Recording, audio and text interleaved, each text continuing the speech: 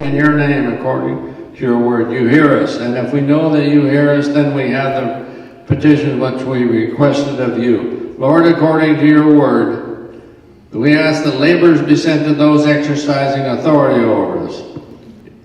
It is your will that all come to a saving knowledge of our Lord Jesus Christ. If they receive your salvation, then they need to be, if they don't receive your salvation, then they need to be removed from the position of authority. We ask this in Jesus' name. Amen. Amen. Amen. Amen. So Chuck, do you want to lead us in that? Face the colors, please. Remove your hats. I pledge allegiance to the flag of the United States of America and to the republic for which it stands, one nation under God, indivisible, with liberty and justice for all.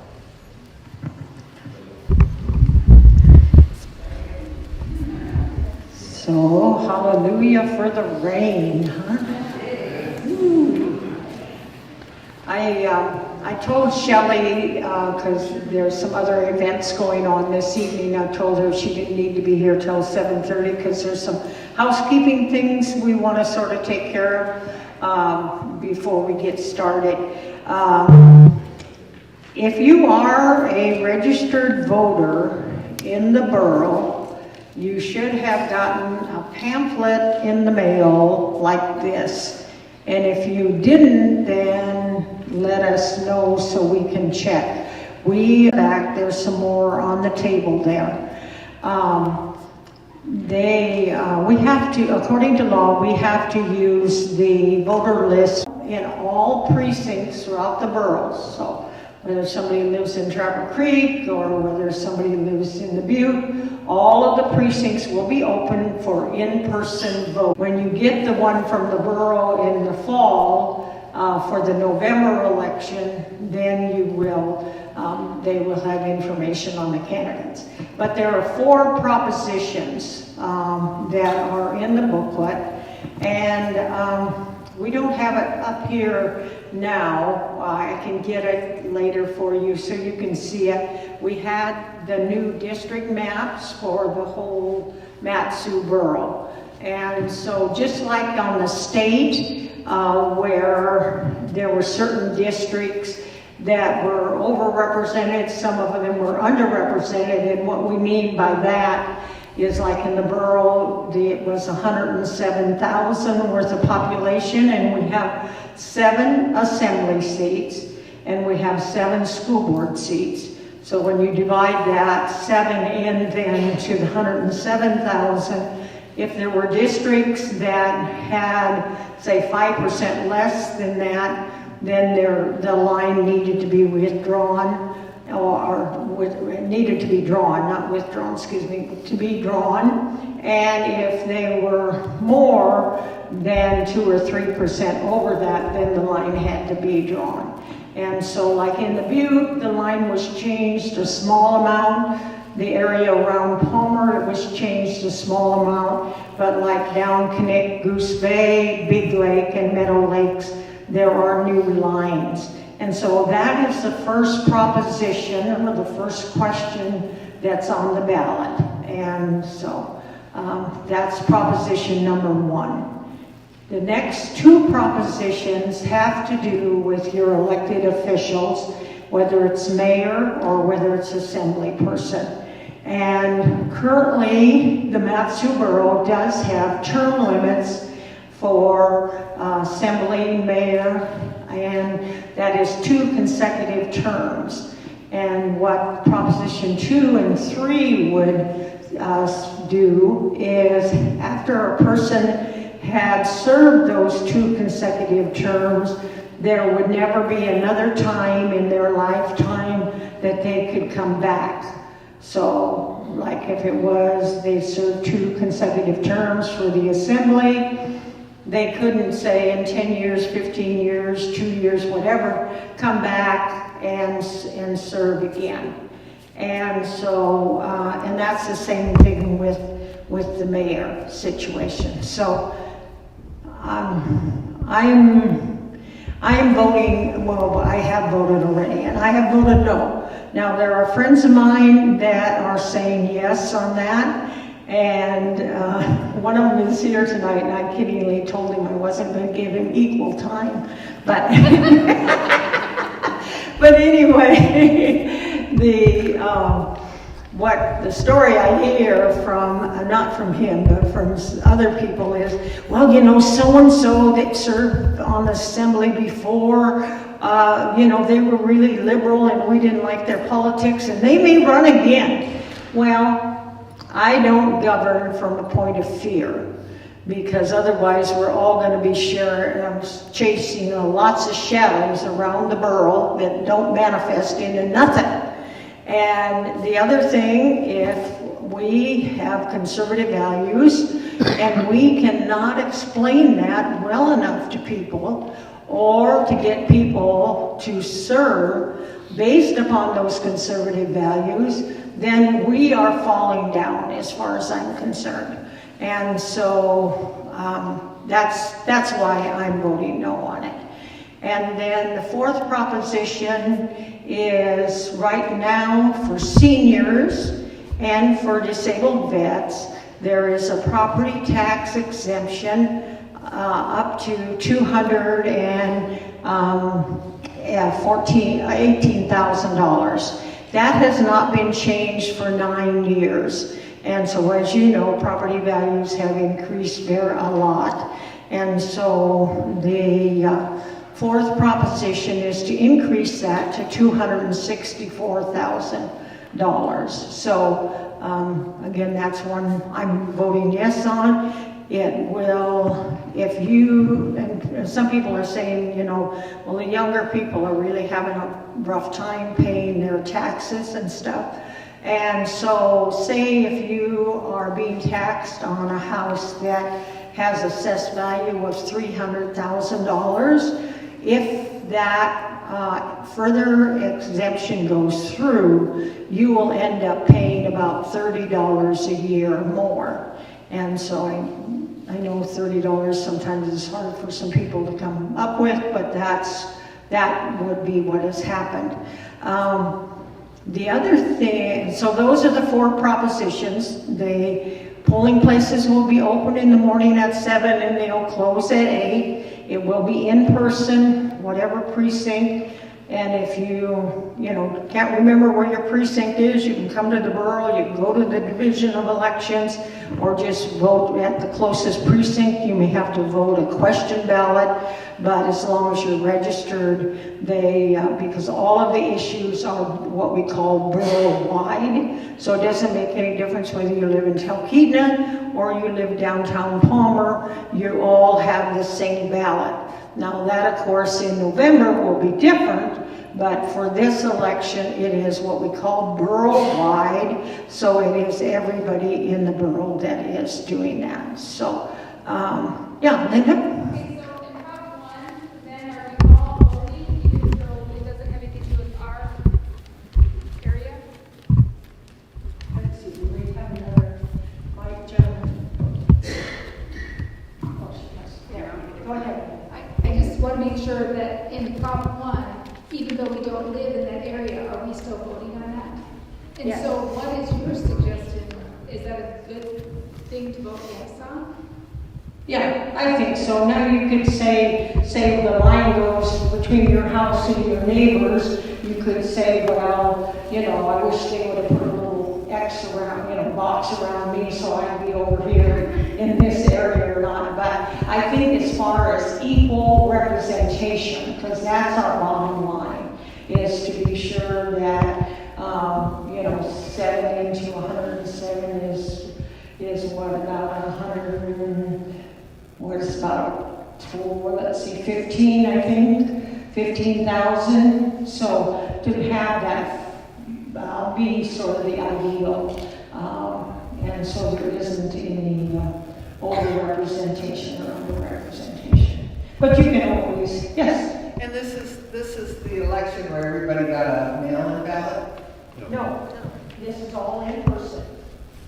So the only thing you should have received was that packet. Beth will show it to you. Oh, okay, because I did get a mail-in ballot, because I ordered one. Oh, yeah, well, if you ordered one, yes, you can do that. Mm-hmm. Yeah. Because I have an elderly friend that I'm Sure. was confused about it, so I will make sure she votes tomorrow. Okay, good, thank you. Yeah, you could, in the back of that pamphlet, on the very last page, is an application to fill out to request a mail-out ballot, and that could also be used for the November election for the borough, not for the state or the feds, but it can be used for the borough elections, where we will have 2 assembly seats up, and we will have 5 out of the 7 assembly seats up on the school board. So that's major. Yeah, and so I don't think any, well, maybe the Palmer candidate for the school board has, I don't know if she has announced yet or not, but I think she has been vetted. But I don't know that anybody else has announced. Have they? Does anybody know? Anybody heard? Anybody? I haven't either. I hear lots of rumors and lots of people encouraging various people, but I don't know that. And the filing deadline isn't until like the 3rd week in August, so people have a little bit of time. Then, so that's going to be September and December are the only 2 months from now until the 1st of January that you do not vote. Okay? So, put a big red star on September and December. That's the 2 months you don't have anything to vote on. In October, you only vote if you're inside the city of Palmer, the inside of the city of Wasilla, or the inside of the city of Houston. And Palmer, again, will have the mayor election, and they will have 6 of their council seats up for election, because 5 were recalled and 1 has to run for re-election if he decides that he wants to run for re-election. And if he doesn't, of course, that seat. But whether he runs or not, that seat will still be there. In Wasilla, I believe they have 2 seats that are up, and I will have to check on the city of Houston to see, but probably 2 seats up there, although I think they just filled a nomination from the Houston City Council, so I think they probably, that person will probably have to run again in October. And the filing period for the October elections are in the middle of July. So you'll vote in October. Then in November will be the huge election. And then will be a little bit confusing, was because you will be voting to replace Don Young for a short period of time, the gap between the day the election is certified until in January when the new person takes over. So you could have in the congressional seat, you could have somebody that would win the general on August 16th that would just serve, say, from the 1st of September until the first part of January, and then you could have somebody else elected in November, a different candidate elected in November, that then would serve starting in January for 2 years. So just be sure, and the ballot that we have seen so far is that the general, for the short period of time, is on one side of the ballot, and on the other side of the ballot is the primary for the 2-year seat, where you will just vote for one. For the short term, you will be ranking people. So we'll get those sample ballots, and we'll spend a couple of times going over them here at the school so that everybody's very clear on that. And of course in November, you'll be governor and for U.S. Senate, U.S. Congress, and all of our, well, wherever, depending on where you live, you will be voting for a senator and for a House member. So, so there's, anybody have any questions on that? Yeah. Well, it's not, I don't know if it's exactly the election, but do you know anything about the 20 or 22 people that are either quitting, resigning, or taking another job from Juneau, from around Alaska? Well, I know Are they that with the current administration? they're representatives of ours. They're yes, with the current administration. And one of them, what's her name? Von, she's going to be the thing, so she's not going to be in office anymore. Right. And then we have Karka, he's running for something else. Right. We have a few that are running, but how about the rest of them? Do you know anything about what's going on with them? Well, let's see, in the Palmer area, Delana Johnson is current representative, and she's running again. She does have one opponent, Larry Wood, who lives on Lacey Mountain. That was old District 11, but now it's District 25. District 26 is Kathy Tilton. She's running. She did have a Republican opponent that has dropped out, but she does have, I think it's an independent that's running against her. And so that's, you know, and like, say, Kevin McCabe, his area now goes into the Denali borough, all the way up like into Healy and Anderson and things like that. So again, when that time comes before the August 16th primary, we'll have a ballot and we'll be able to go over. I think because in the primary for the state house and the state senators in our area, there is only one race that has 5 candidates.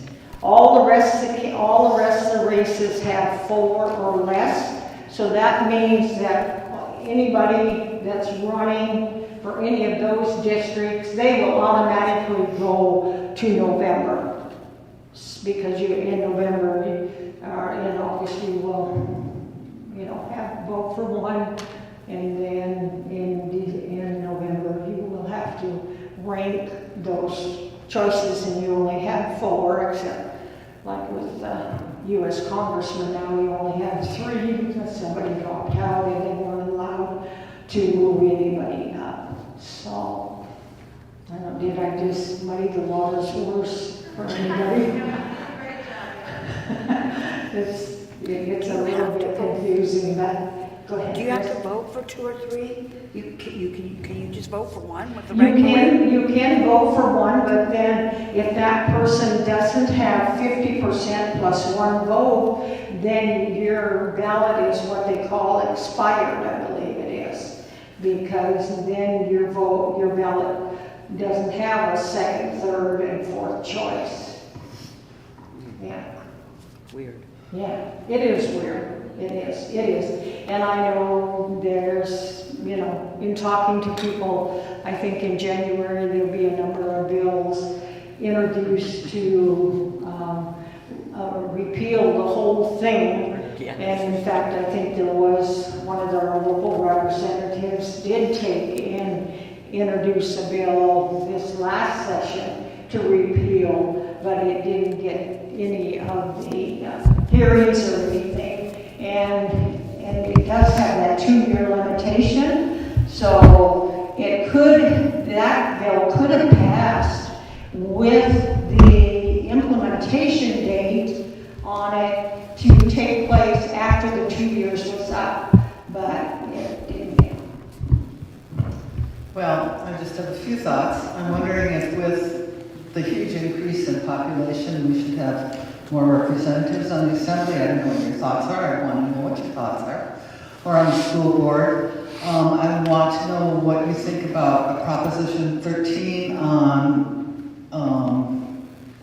the taxes for homes, where it would be sealed at what you bought it plus 2% or whatever. just because of the wild swing we're seeing. And third, I think if people vote and pass something, that it's not up to the legislature to undo the will of the people. Those are my thoughts. I'm not sure what I understand about Proposition 13 is, because we don't have Proposition 13 in the state. Is that in California? It was California where they Yeah.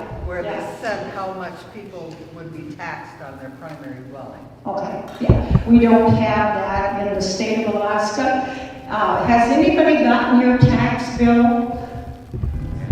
You have, okay. What I did, because when we were working on the budget and they were reducing the mill levy, that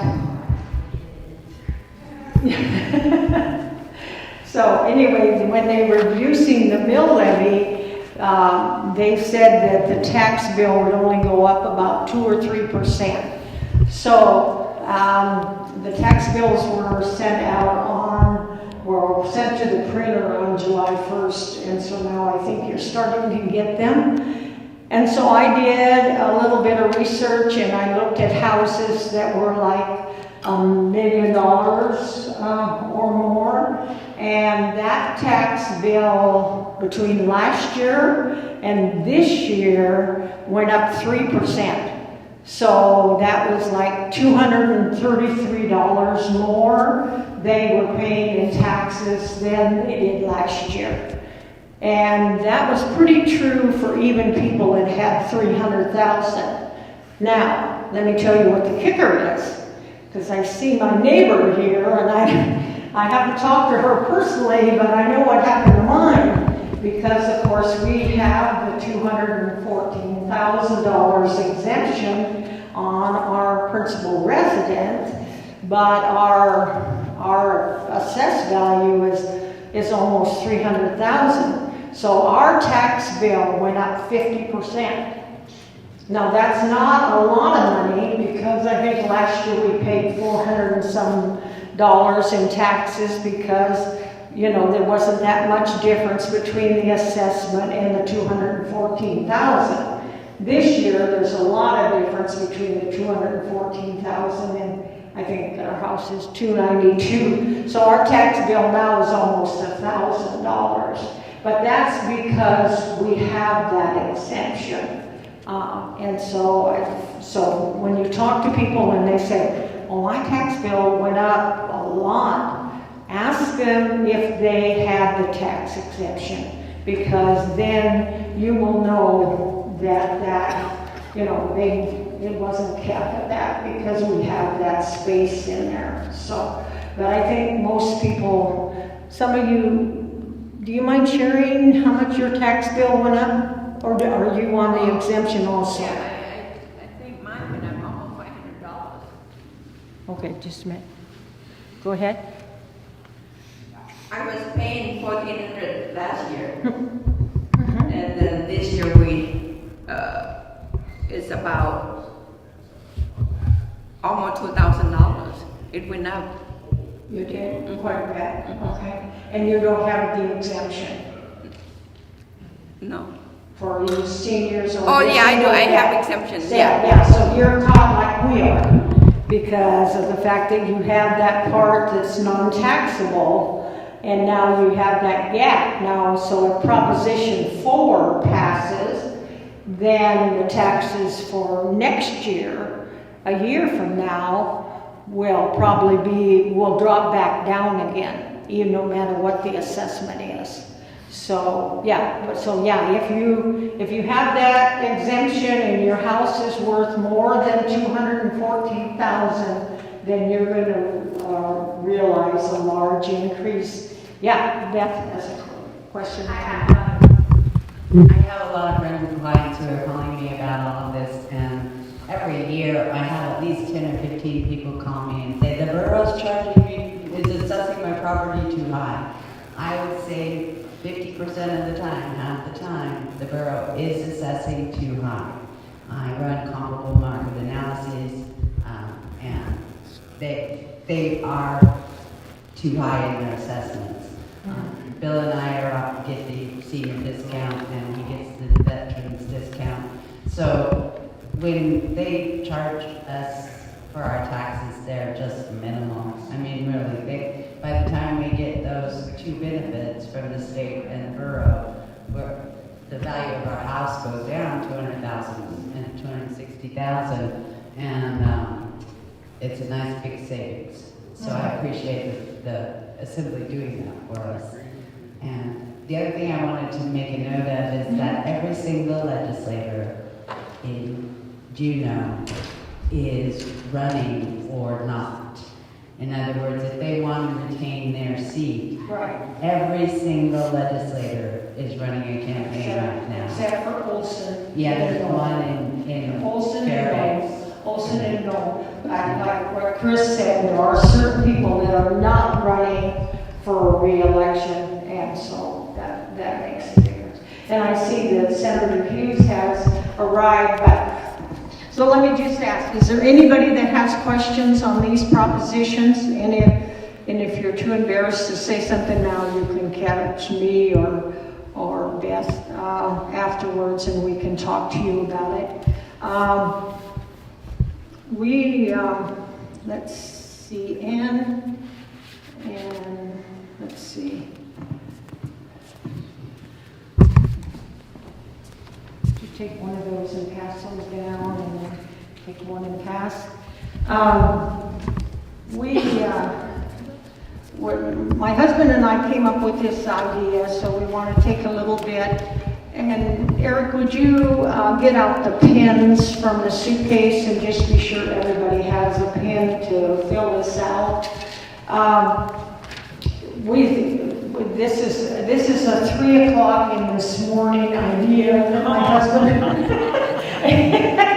and I had, so we'll see how well it works. But Just because you couldn't sleep, huh? yeah, which is not uncommon for us at 3, 4 o'clock in the morning. Yes. Until we spend some time praying and talking about things. But anyway, we decided this morning that we feel that if an organization doesn't evaluate where they are, you either become stagnant or you go backwards. And so it's been quite some time since we have asked for all of your input. And so that's what this is. And it's a school, so this is the grade book.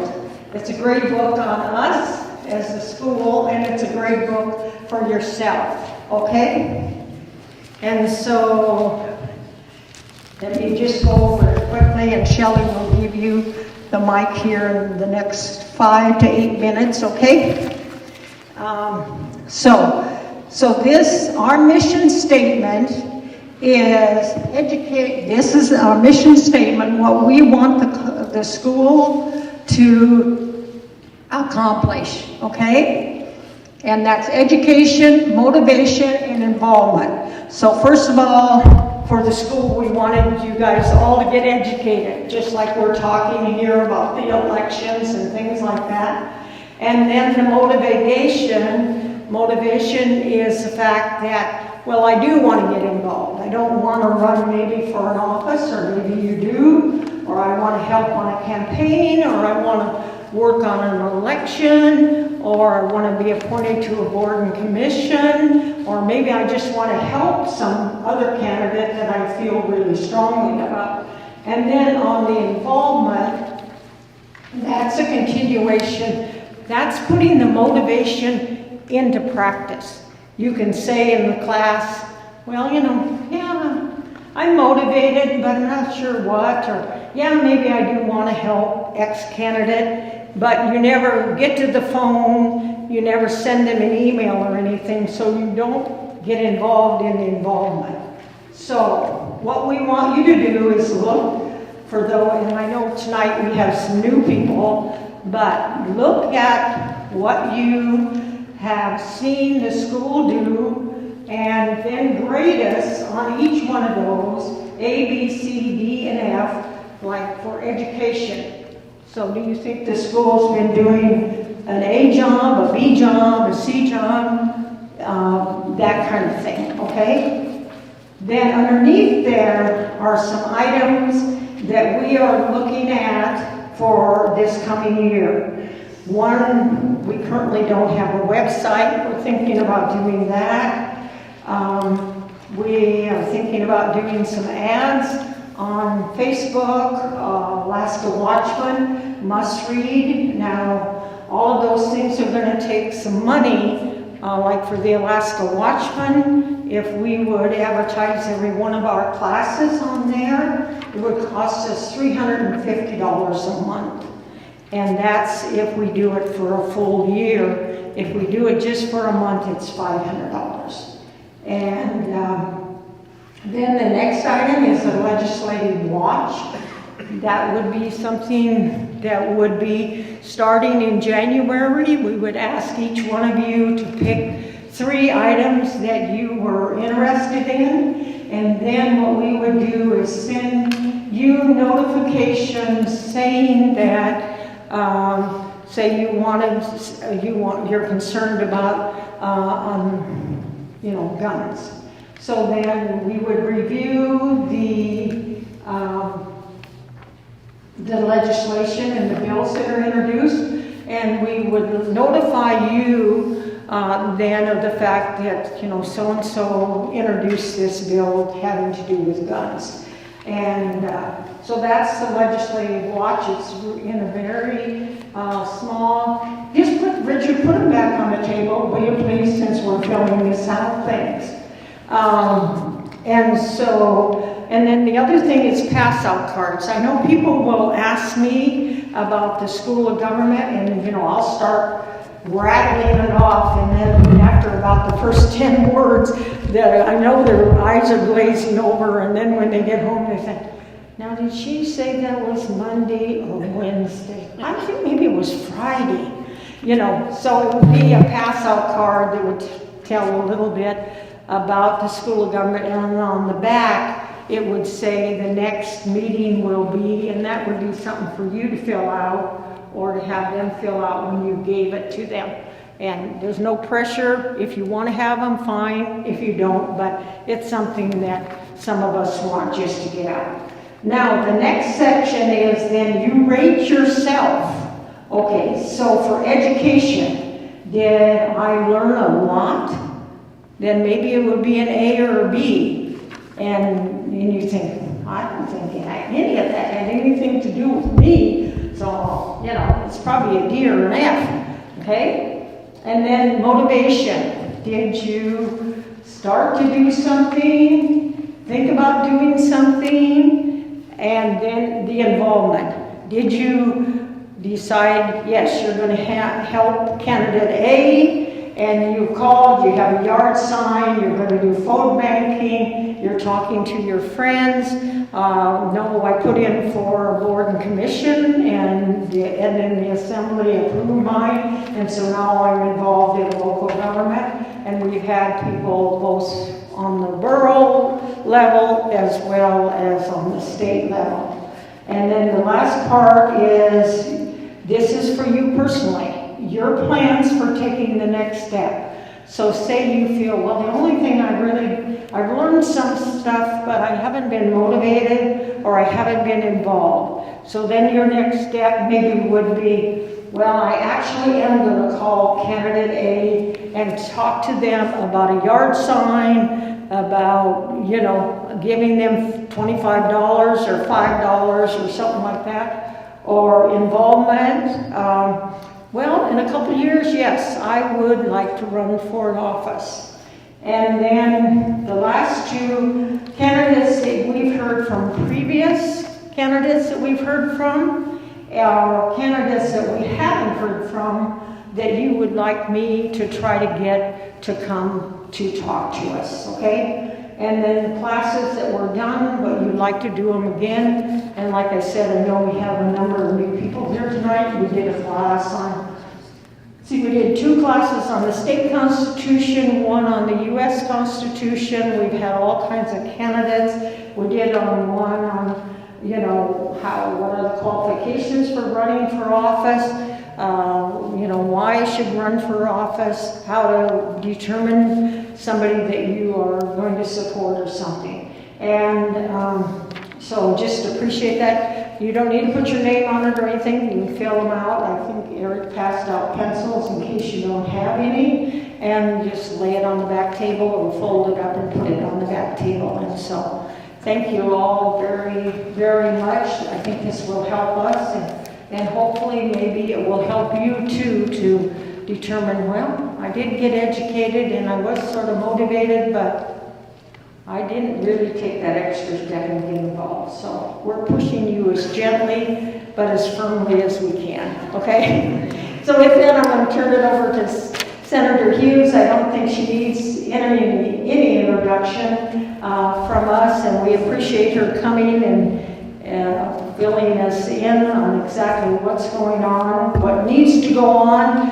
and why it didn't go on, and anything else in between. There you go, lady. Thank you. So if you filled it out and you gave yourself a B, C, D, or F on what you've learned, you can update that at the end of this session.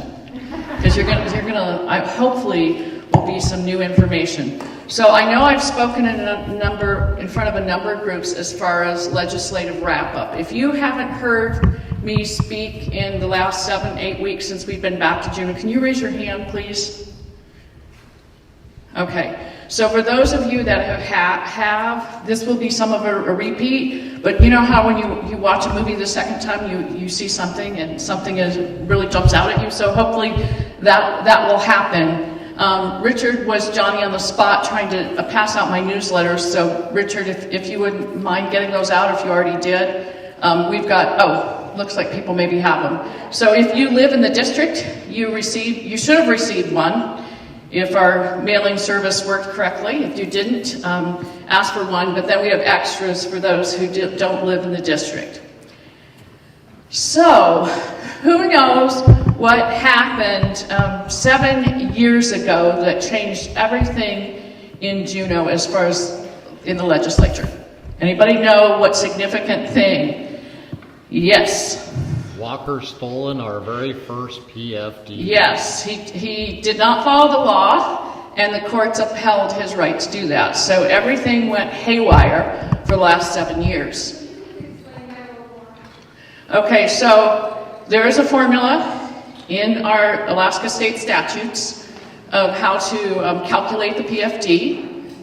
And at the time, production was low in the pipeline, and the price of oil was low in the pipeline, so there was a revenue shortfall for the ordinary operating budget and the capital budget.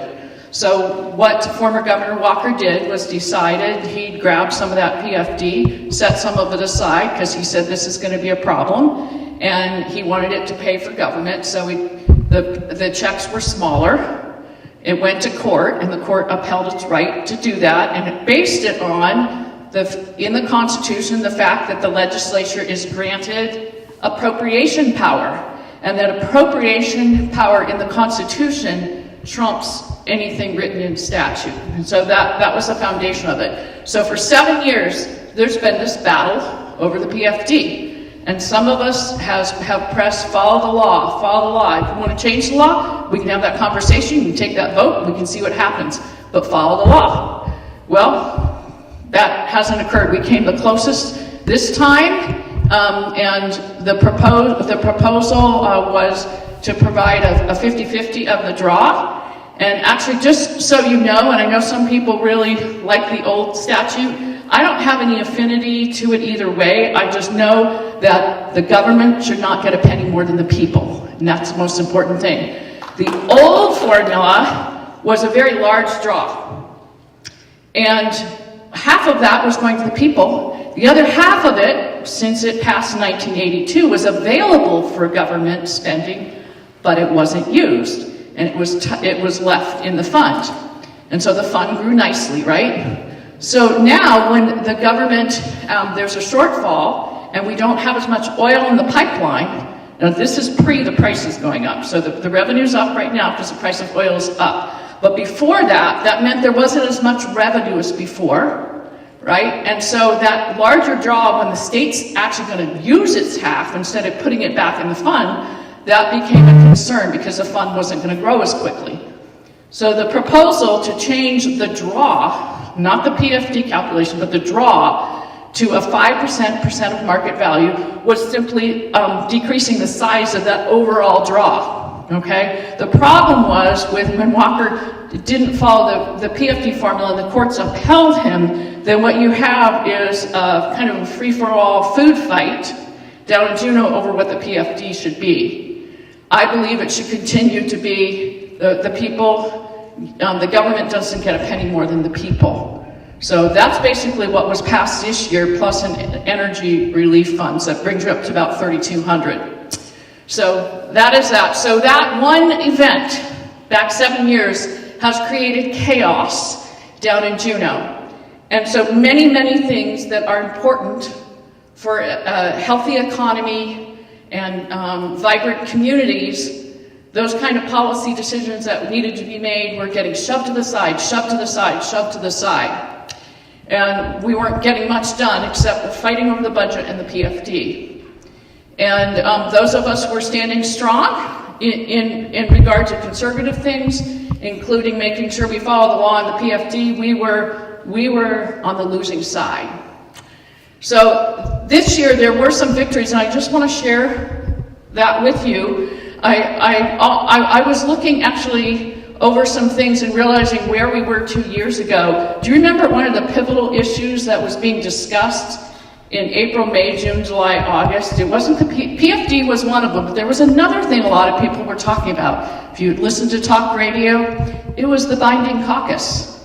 Remember that? If some of you are newer, you may not realize what that was, but that meant if you joined the majority caucus, whether it's the majority, whichever party had the most people elected and was controlling either the House or the Senate, you would join the caucus, but you would agree ahead of time, no matter what the budget is, I'm going to vote for it. Well, I wasn't going to do that, and so were some of the other conservatives. And so that became a big issue 2 years ago, and guess what? We didn't have a binding caucus, so I just want to say that was a good victory. And we will continue in that vein. So it's never right to pledge your vote, sight unseen, to a bill or a budget, right? And that's what was happening. It was not a good practice. People were exchanging their agreement to vote for something in order to get a position, a nice office, extra staff. That's wrong to do it. So anyway, that's one victory. So, and it's because of people like you that were pressing on it and became an issue that Alaskans learned about and said, whoa, that's not right. That sounds like bribery and coercion. That's not good. And we broke that baby. So I just want to mention that the other things that happened this year, it demonstrated, I'll have to say, it wasn't the best way to do things, but we figured out how to work around some blockades. Ideally, what you want is in my view, you want a conservative majority that is like-minded on the important issues, and you have enough votes to get things across the finish line. And ideally, you want that in the Senate and in the House, and a governor who supports those things. That is the best.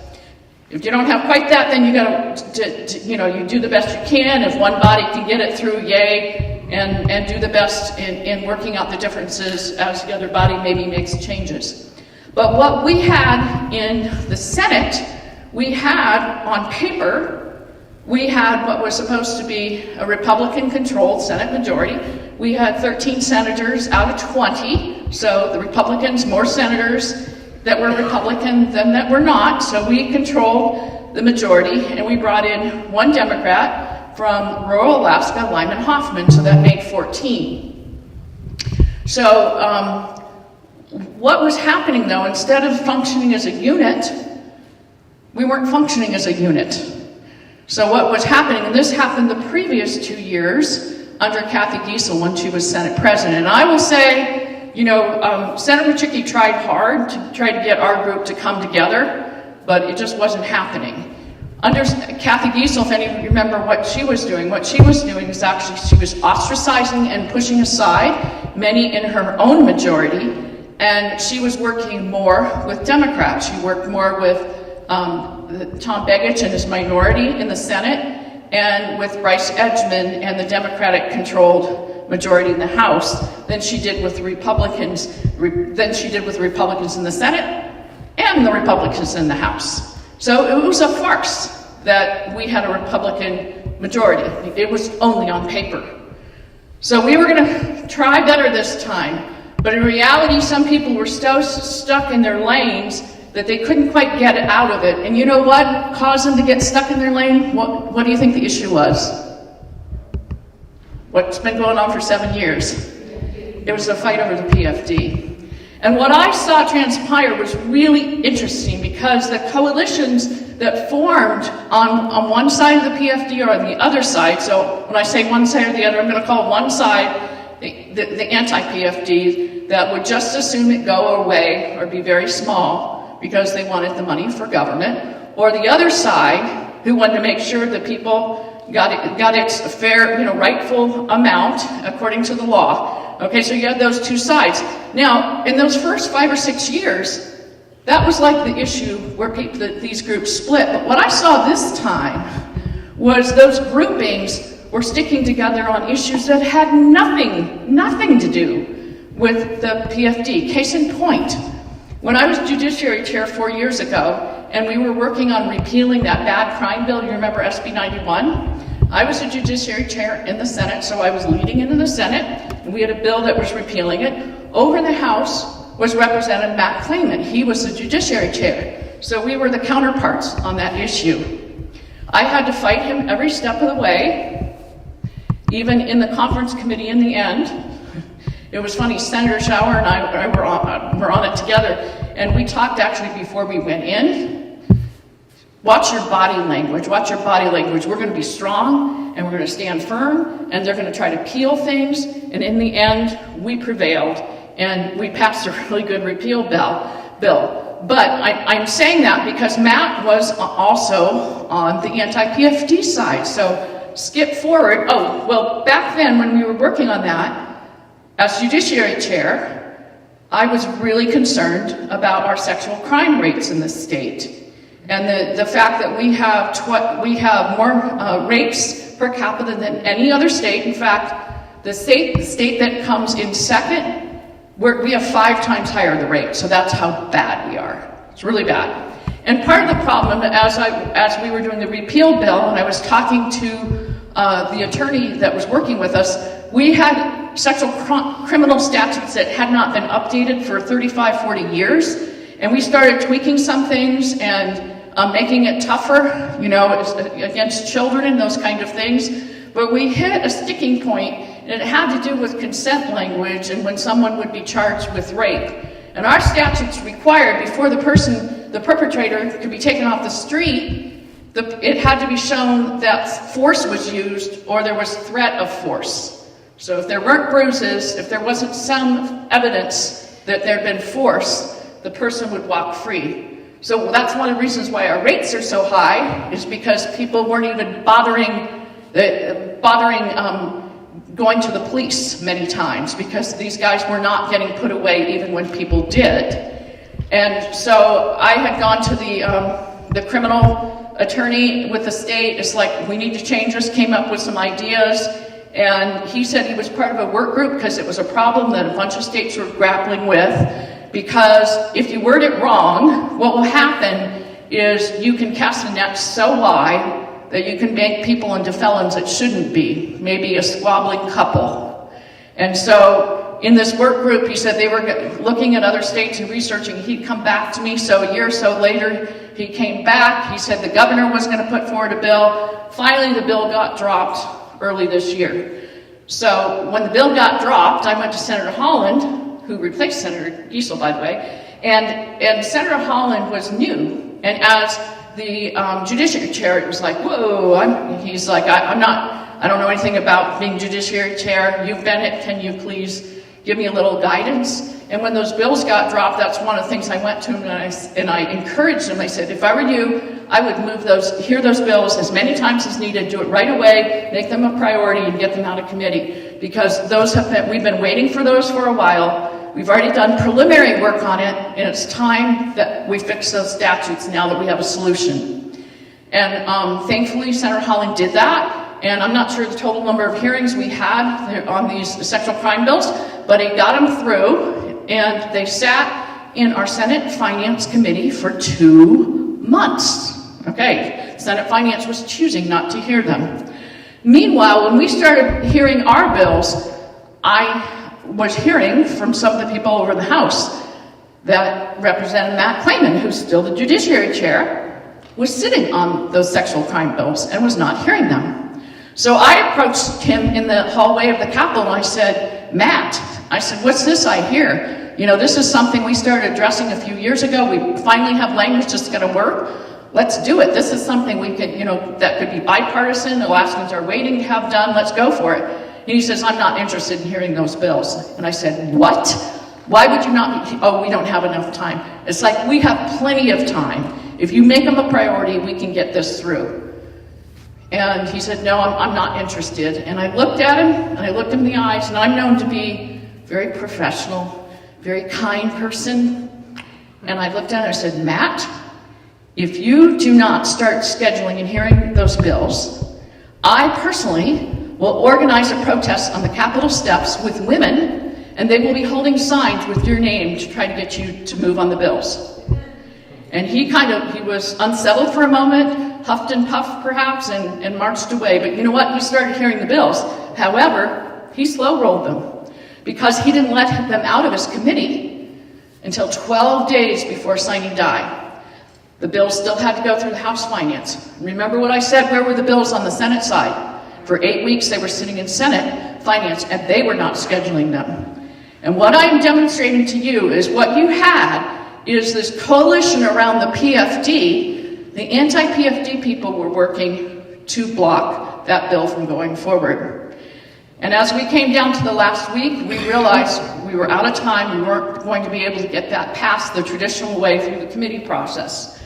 And so that's what we did this year. We had several workarounds, which are not ideal. Remember, ideally, I said you should have what I want to see is a conservative majority that works together and gets things done. That wasn't happening. It was all split over the PFD. And so working with the Deputy Attorney General, we devised a plan, and I'll give the Deputy Attorney General, he kind of planted the seed and said, what if you took the entire bill on this and you made it into an amendment and you draft it to a one-line bill that is coming over the Senate, and it was about crime, domestic violence, and so brilliant. And so our office had the bill drafted into an amendment, and then on the very last day, when this relatively minor bill, but on the right subject matter, came forward, and I'll back up. About 2 days prior, when we hatched this plan and we're getting the draft, I told my Chief of Staff, Buddy Witt, I said, I want you to write the best speech you've ever written, because my goal is to have such a convincing argument that even the people that have been trying to block this bill will be so compelled, even they will vote for it. And so that day on the floor when I stood up, you could hear a pin drop, and we got a unanimous vote. It passed the Senate, and it went over into the House and also passed unanimously. So that was a total workaround, and it was the PFD folks. It was these strange coalitions with the PFD.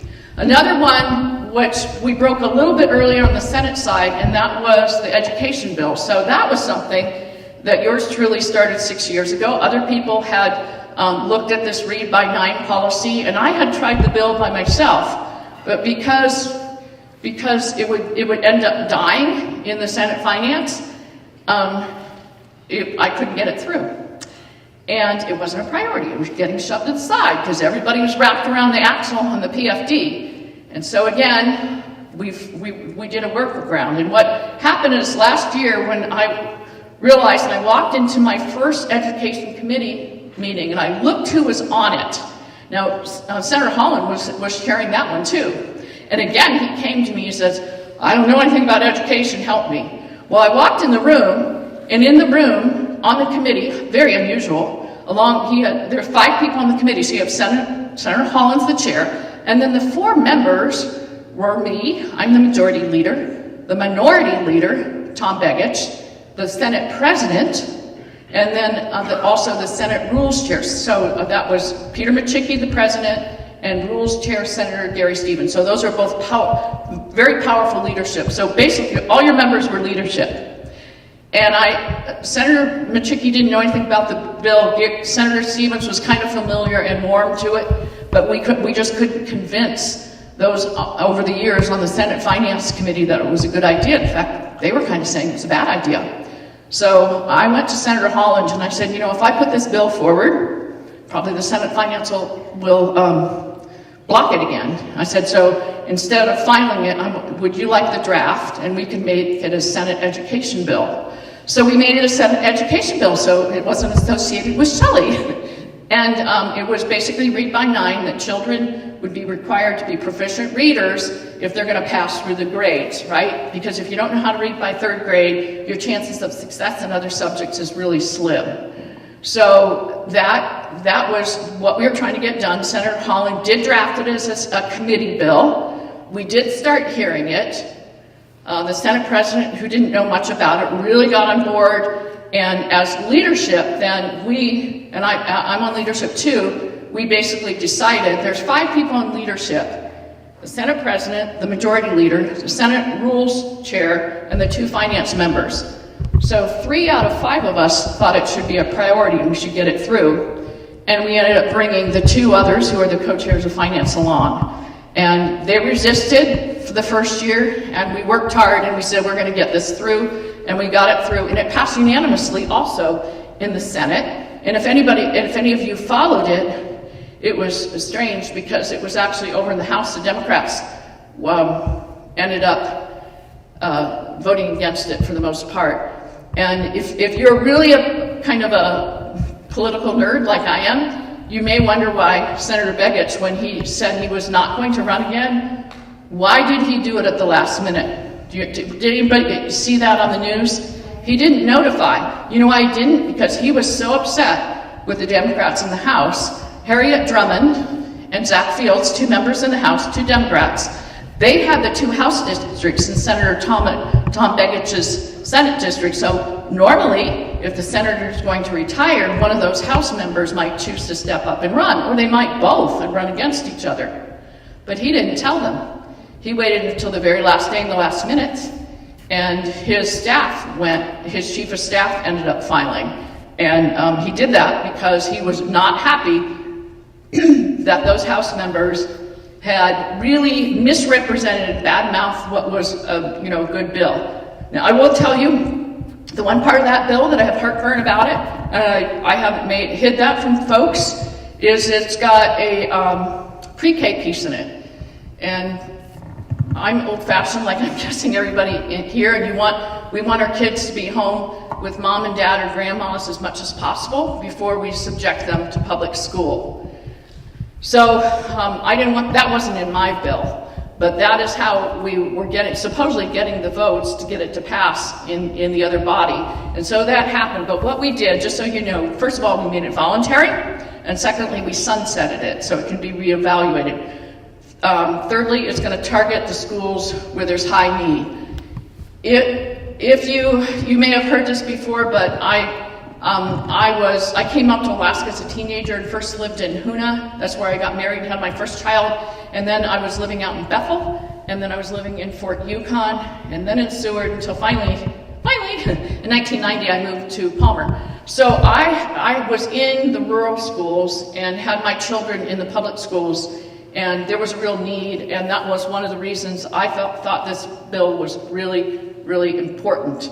And so I just wanted to give that background. So it was rather shocking when some of the rural legislators were the very ones that were resisting it in the House and leading the charge against it, because it was actually going to provide the pre-K. And I will tell you, I lived in the villages, and I know this happens in neighborhoods in our area, but in village it was not unusual for a child that was 3 or 4 to be out on the streets at 11:30 midnight, unattended, while the adults in the house were partying and drinking and not caring for the children. And then the next morning the child would be left to their own devices, So very sad situation. In those situations, there might be a caring, good teacher that would be better for that child to be with. So anyway, the pre-K thing is voluntary, and it's sunsetted, and it's targeted at the high-need schools. So again, that was a situation where our finance committee resisted it for 6 years, and strangely, that was the same group in one position on the PFD, and then those in the House that resisted it were also against the PFD. So that was fascinating, but we got it through, and it passed. There was another strange thing. That was the capital budget. So Mat-Su has gotten the shaft.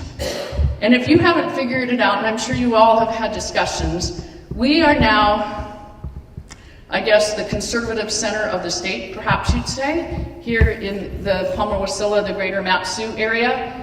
And I think some people maybe are uncomfortable with that, but it is what it is. And we have gotten the shaft the number of years here, including in the capital budget. And one of the things that the borough had emphasized as their top priority, I think was it 65 million maybe for roads. And so when the budget came out, the process was poorly done, again, because we didn't have that majority that was truly working together. Normally, the budget would have been out earlier, there would have been discussions, but oh no, it's just all of a sudden put on the table, and we're scrambling trying to figure out what's in it, and the Mat-Su was getting the shaft again. Mayor Bronson had asked for some dollars to begin the Alaska port repair. He was getting the shaft. Interesting, he's very conservative also, right? So he wasn't getting a penny.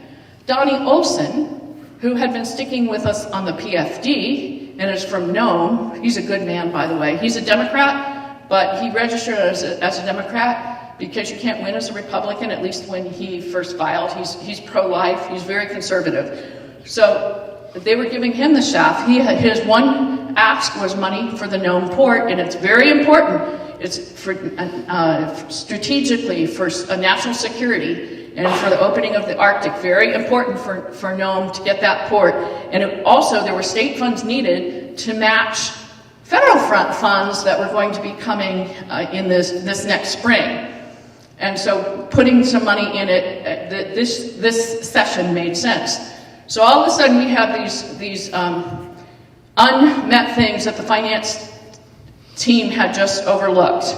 And so what we did on the floor, I said, Donnie, I will try to get votes for the port. I'm going to try to get some road money, and I want to help Mayor Bronson. And we had an amendment being drafted that was going to be the port and the Mat-Su roads, and we were then going to all support Donnie's bill. But someone else on the other side, it was actually Josh Reback, worked on an amendment that had the Port of Nome and the Port of Alaska and didn't have the Mat-Su roads.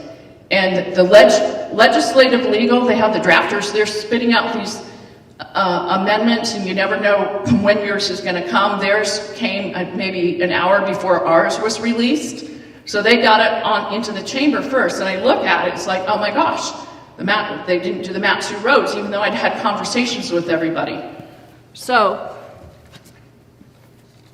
I called Senator Donnie Olson, Senator Reback. I said, during an at-ease, I said, can you come back into the Butrovitz committee room? So they came into the committee room, and I said, right now, without the Mat-Su roads, you only have 8 votes, and here they are. I said, if we pull this amendment back, we add the roads, we will have 12 votes. Well, they wanted their amendment to pass, so we pulled it back, and we added the Mat-Su roads, and it passed 12-8. So again, that is a tremendous workaround, because that was about a $300 million add to the capital budget. That's big money. Infrastructure is expensive. So that's something you would normally never do on the floor. That would be a discussion at the finance table, and they would take care of it. But they weren't taking care of certain things. Again, it was very much around the PFD. And they didn't want to help Donnie, they didn't want to help Mat-Su, and they really didn't want to help Mayor Bronson either. So those are 3 examples of things. I'm going to give you one more. It has to do with agriculture. So I am co-chairing for the first time. We formed a food and farm caucus And it's got Democrats and Republicans, House members and senators. There are 20 in the Senate, 40 in the House, total of 60, right? So we have 31 members, which means we have a majority of members that have joined that caucus. And so when we decided on a list of ag priorities, our first caucus, we had a long list and we thought, wow, this would be really hard to get through it. We got through almost most of it. And again, we couldn't get it through the committee process because the people who were working were the prime workers out of that 31. So we had 31, but not everybody showed up. But the core group of us, about 8 or 9 of us, that were showing up and working on it, guess what? We were pro-PFT. We couldn't get anything through the committee process. So again, we did it on the last day or two. I can't remember, it was the final day or the day before, and we did it through amendments. And we did more for agriculture than we have done in the entire time I've been serving this 1 year. And it's not mega projects, like if you've lived here a while, over the decades, we've put hundreds of millions of dollars into things that haven't been proven, things that bureaucrats were coming up with. We really tried to listen to people in the industry, the actual farmers, so it's very small amounts in kind of micro steps to get started, but it's in the right direction, because if you're not aware, at statehood, 50%, 50% of the food we ate was produced in the state. It's less than 3% now. And when we've had these supply chain disruptions, at the beginning of COVID, when we weren't sure if Seattle, the port was going to stay open, the problem with the truckers crossing the Canadian borders, all these things have really woken everybody up to the fact, just like we want to have energy independence, we need food independence, we need food sovereignty, we need food security. So that's something, you're not going to snap your fingers, flip a switch and have it happen. It's going to be a long haul, a process. And so we've started that process, and I was happy to be a part of something where there was a lot of receptivity. The problem was we couldn't get things through the committees. So anyway, those are, I don't know how many was that, like 3 or 4 examples of how everything had been blocked for 7 years, and this year we figured how to get around some blockades, but it's not the ideal way to do it. It is not the ideal way to do it. But I just wanted to report to you that we did have some victories, so that is good. There's still much work to be done, and and I'd also, I don't know if we want to take a break for questions about that, because I also want to talk about the Constitutional Convention. Okay, sure, yeah. So those people that have questions for Senator Hughes on anything she's covered so far, if you want to line up over there against the wall, we'll take those questions and then we'll have her talk about the Constitutional Convention. Do you have questions about that? Do they have questions? Yeah, go ahead. Go over there with them. Yeah. Anybody else got questions on anything? What is something she hasn't covered? Sure, yeah. Oh, I didn't cover my girls' sports bill. Is that what you were going to ask about? No, we're in agreement with that, but it's also in 172.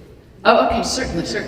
So while they're coming up, I can, if somebody's interested in where the girls' sports bill stands, I'm happy to talk about that. But hi, thank you for being here and for your work. I'm most concerned about medical tyranny. I've been in the medical field since 1994, and in particular, a bill that was not in your newsletter, and that's HB 172. That's a mental health bill, also known as involuntary detainment. I call it the Judas Law, and I'll explain why.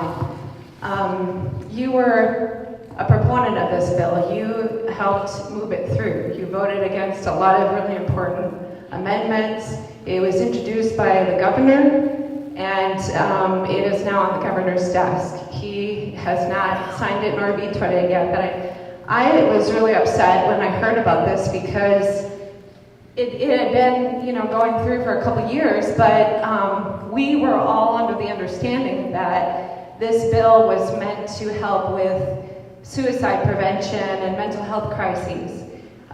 Someone asked me to take a look at it, and so I read the bill. I also read the 80-page national best practice document, which is for behavioral health crisis.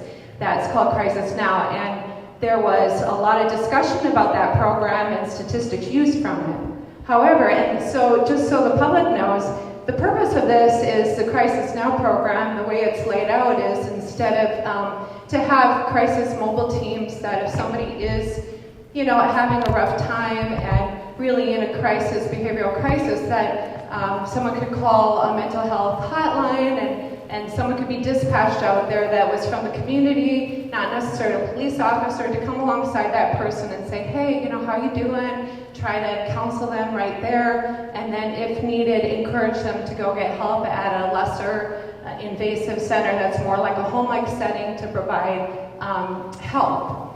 The problem is when I saw the bill itself, the language in the bill does not line up with that national best practice.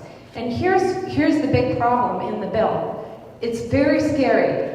This means that literally now they've expanded, instead of law enforcement, they have health officers. It could be a federal trained person. It could be a paramedic. It could be a firefighter. It could be a public health nurse. It could be a school nurse or anyone designated. And no longer do they need a court order to take a person to a mental health facility against their will.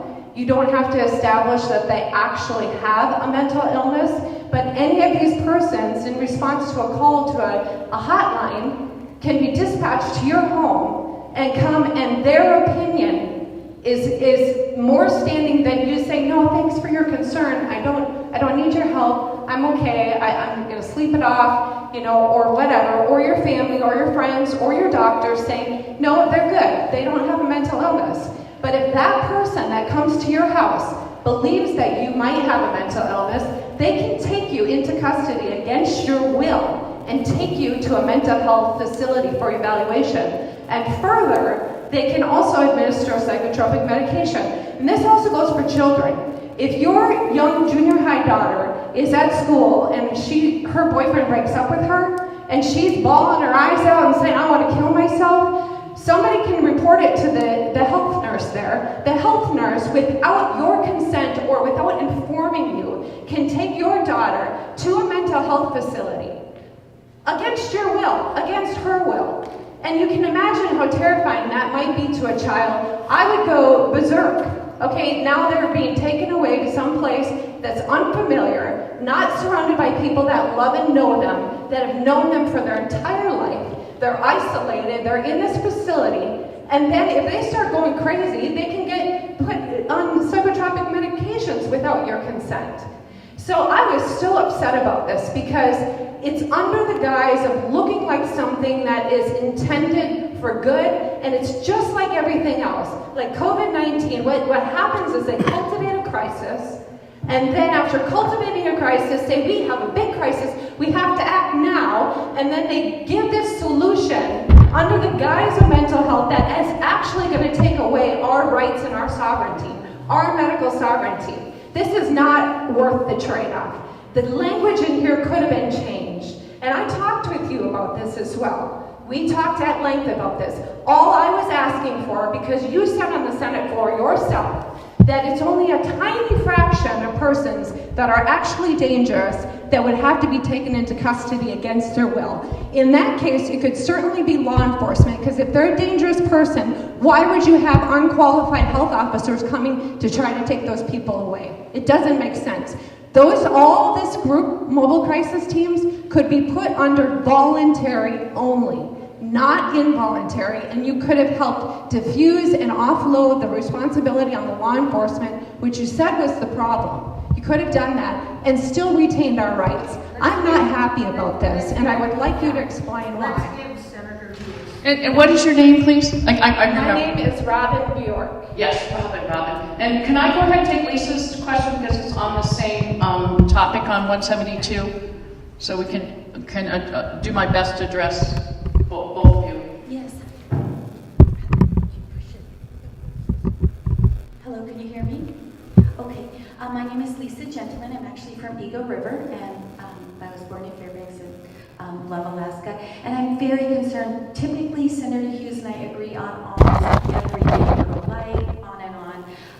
But But this bill I'm extremely concerned about. As you know, we've had some conversations on it. It basically yields, it's part of a global movement that I'm very concerned about. It's crisis now. I almost moved out of Alaska because of this bill, and I thought, no, my husband's in the Air Force.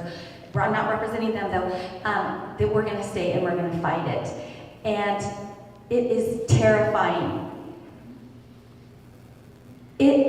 There are some loopholes that must be closed. I've been on call for this for 2 years now. I've done multiple committee testifies on this. It's very uncomfortable for me. But I'm concerned because it yields our sovereignty. Federal health officers, they basically, my background's a health provider, they can just say an officer, undefined. It was horrible. You can listen to the last session. I was put on hold for 6.5 hours. They didn't want to hear from me. And then it went ahead and passed. I asked them to please hold it for my 10 commandments. You know, I didn't want to work on Sunday. It went through. I have been very negated on this. And if you haven't read House Bill 172 for the loopholes, I highly recommend you do. We only have till the 20th for the governor to act. And I'm asking Senator Hughes to please ask him to veto it, because I know you pushed it hard, until we get some of these loopholes done. And I'm trying to work with lots of people in the office, and I just please do that if you would. Okay, thank you. So I have spent at length talking with both of Robin and with Lisa, and I appreciate their concerns. And so what I did is I started doing a lot of research and looked at the underlying statutes and the underlying reason. And so they may not agree with me, but this is better than the current statutes. The health officers, it was a redefinition. They already had that power, but they don't have the power to arrest. And so just be aware of that. So in the case, if you had 100 people where the hotline was called, and this is verified nationally, and Robin said that she read about the National Crisis Now model, 100 phone calls, 90 would be settled on the phone, where the person would calm down. 10 might require this mobile team to show up, and these are people trained in medical and behavioral health care. And of those 10, 7 would be resolved right there in the home or at the workplace.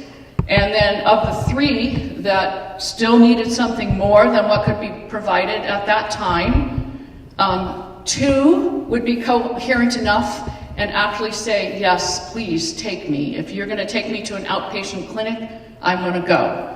The 1 that would not say, take me, I wanna go, is in a place that would be incoherent and have difficulty making any decisions and even communicating and understanding what's going on. So the healthcare worker would take them. They wouldn't be arresting them. That decision would not be made. There's a whole due process that has to happen before that. In this bill, we sped up the due process. So we made that better. We improved the citizen rights on that. Currently, before the bill passed, the health officers that already happened, I want to tell you why. And because I've lived in the rural areas, I can tell you, even in the Matsu borough, we may only have, and Edna may have an update. I remember talking to Captain Tony April, and he said sometimes there's only 4 or 5 troopers at one time on a shift throughout the whole borough the size of West Virginia.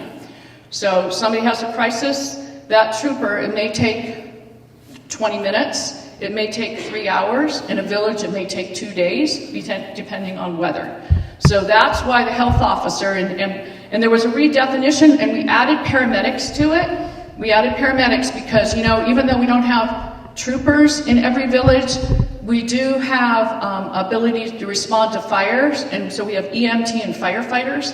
So they were added because those are sprinkled throughout the state so that they could respond. Okay, so we didn't increase, we didn't give them a new power to arrest. So rest assured that we didn't. As far as the school, the Matsu, I am sure, would be informing parents. I can't tell you about some of the other districts, and we should check on that because I do not think that our school board would be allowing the schools to override parents in our area.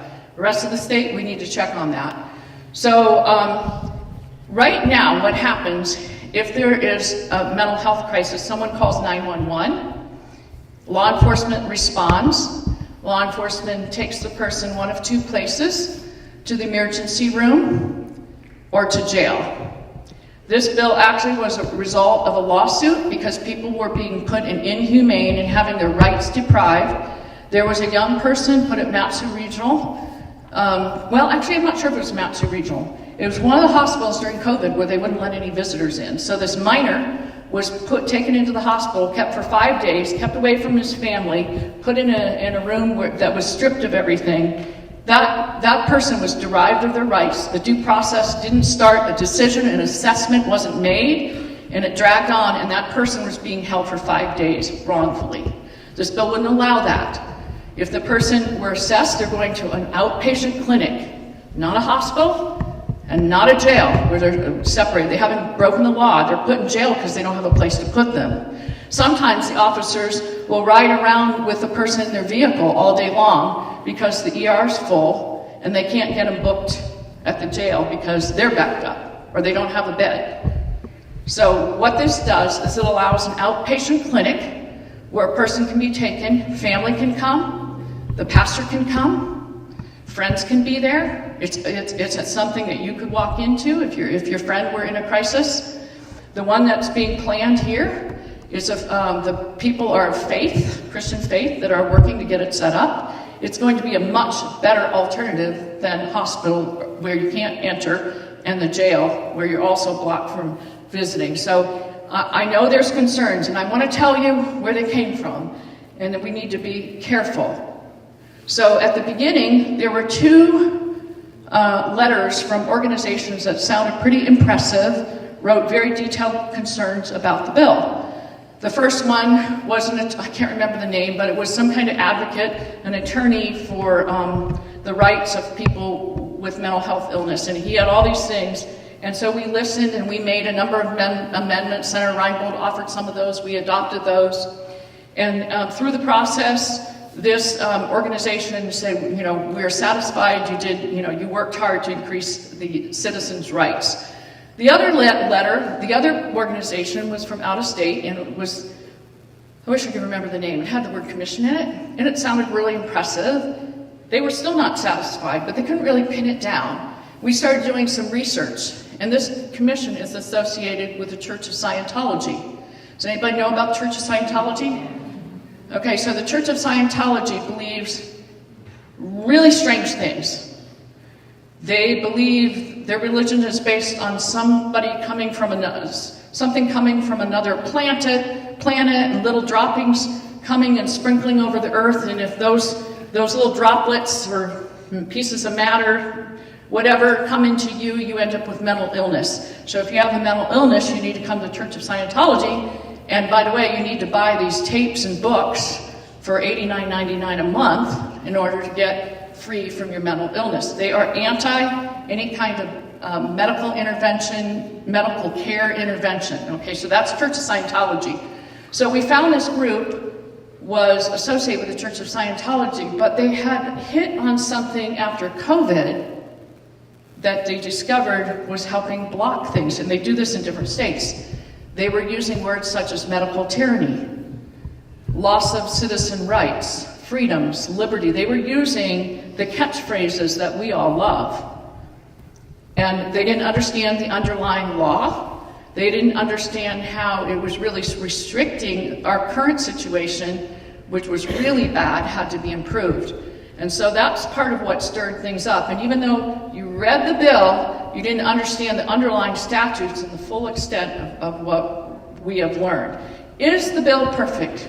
No. Will we need to tweak some things? Yes. Will we need to close some loopholes? Yes. But I tell you, it is better. And one of the things that I got on the record, so hold on, 5 times in 2 committees, total of 4 times, and on the floor 1 time. After the January 6th situation and the way the FBI has gone after folks, it's very disturbing, right? Very disturbing. And so, like, what is happening in our society? What is happening in the United States? Is somebody going to show up at our door and all of a sudden say, I'm taking you into custody, you have a mental illness, and you're not mentally ill? Is that the kind of thing that was going to happen? So one of the things that I got on the record 5 times, and we had officers testify, and this has never been on the record before, and it only now will be with the statute if these changes are made, and that is, you will never ever be picked up unless the officer has evidence, clear and convincing evidence that you are demonstrating something that is clearly mental health. And they are trained in what that is. You know, the other thing is they're not fully trained because they're law enforcement officers. That's why bringing these medical providers who have a little more familiarity with this to be able to see what's going on. But let's say a person is stripping their clothes off and running into traffic. Okay, those are the kind of things, very clear-cut things. Or where the people lack any kind of ability to communicate. They're incoherent, and the family's saying, you know, they were fine a few hours ago and just something happened and they've just gone off. We don't know what to do. They're talking about getting guns and killing themselves or whatever it is. So it's got to be something. They cannot take you because for political reasons. They cannot. We got that on the record 5 times.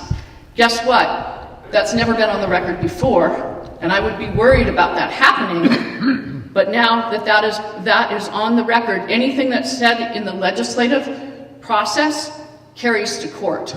So if somebody came up and claimed you had a mental illness and you were convinced it was a political difference, you would have something to stand on now that the judges, we'll talk about that with the Constitutional Convention and the judges. But anyway, we've made a record of that issue and that was not on the record before. So I don't know if you need to get in line or. I'd like to just respond to that.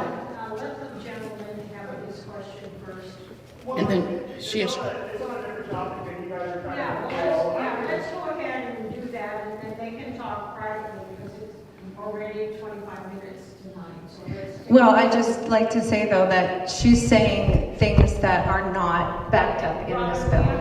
Robin, we understand that you guys have a difference of opinion, but we want to be sure that Senator Hughes has a chance to answer everybody's question.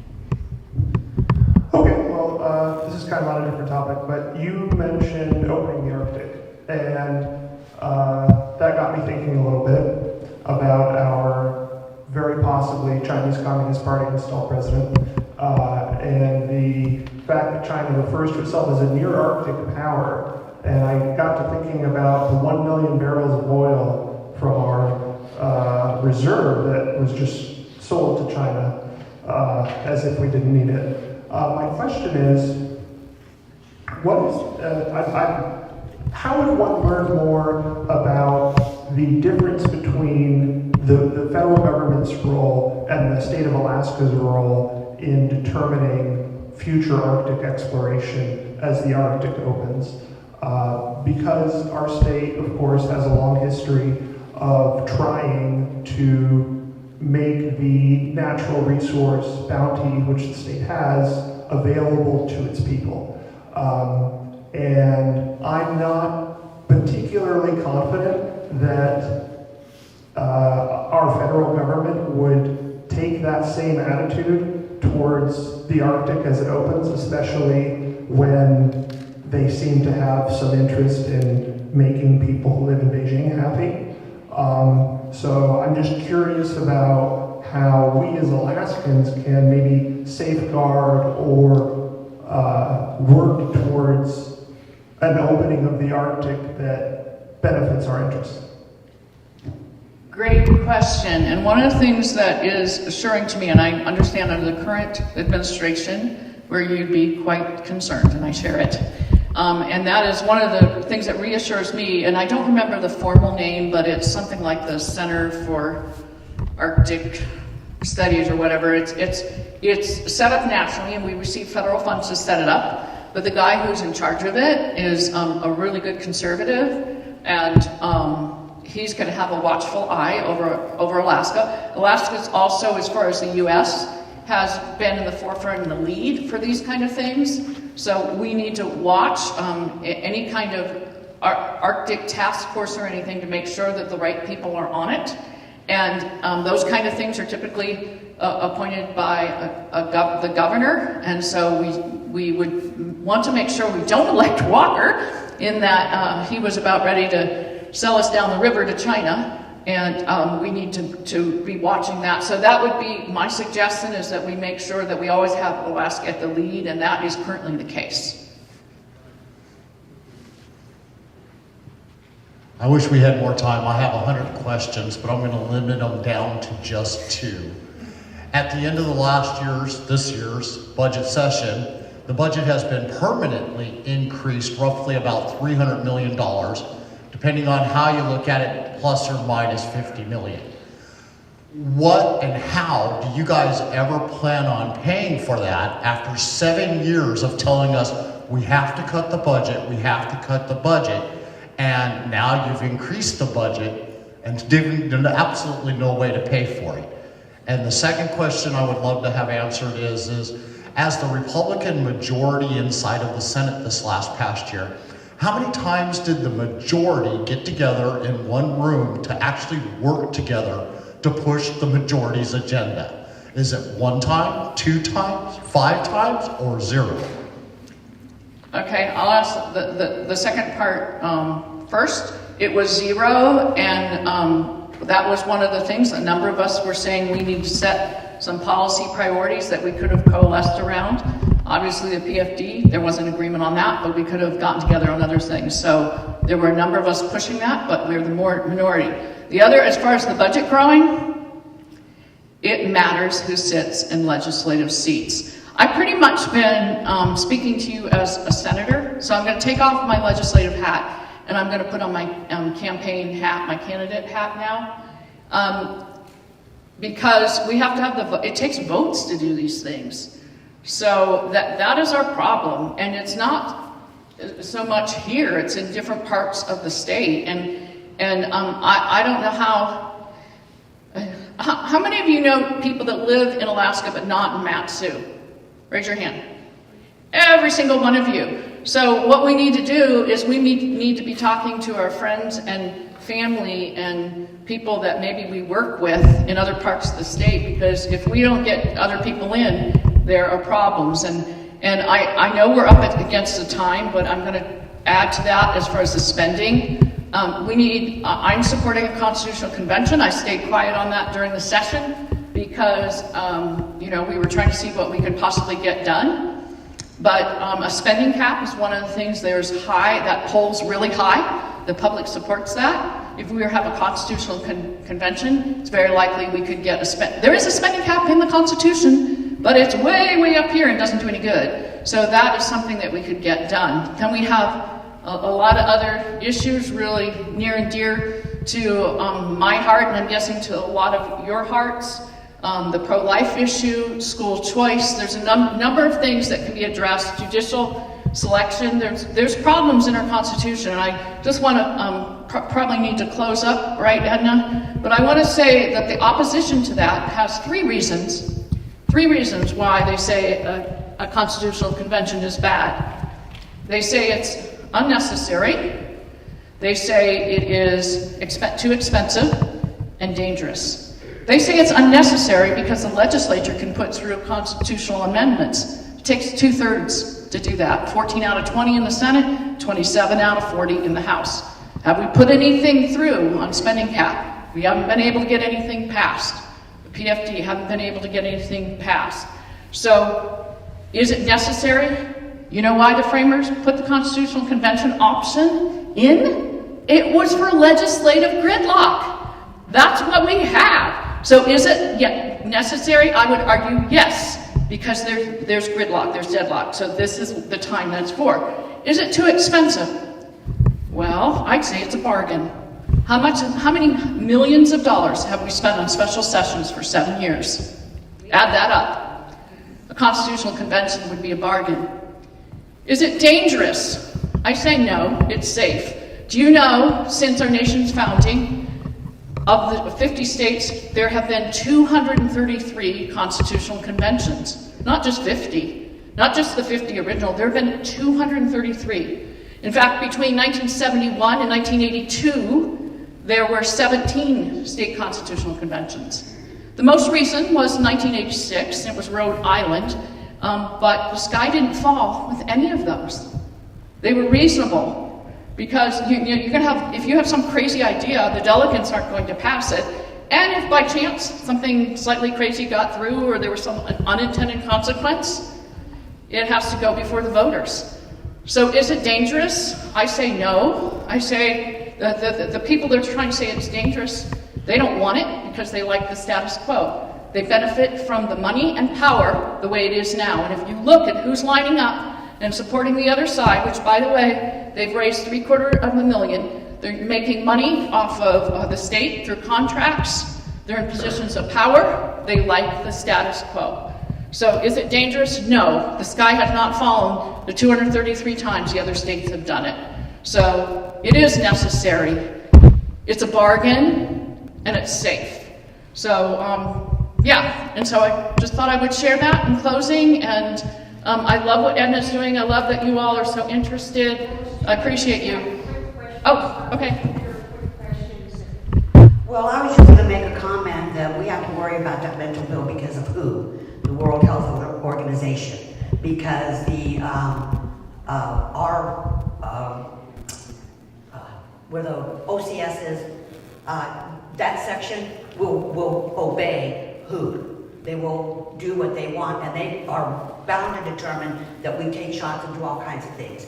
Also, people, when you give these people the power, they will take advantage of it. They will do what you say they're not going to do. They will disobey the rules.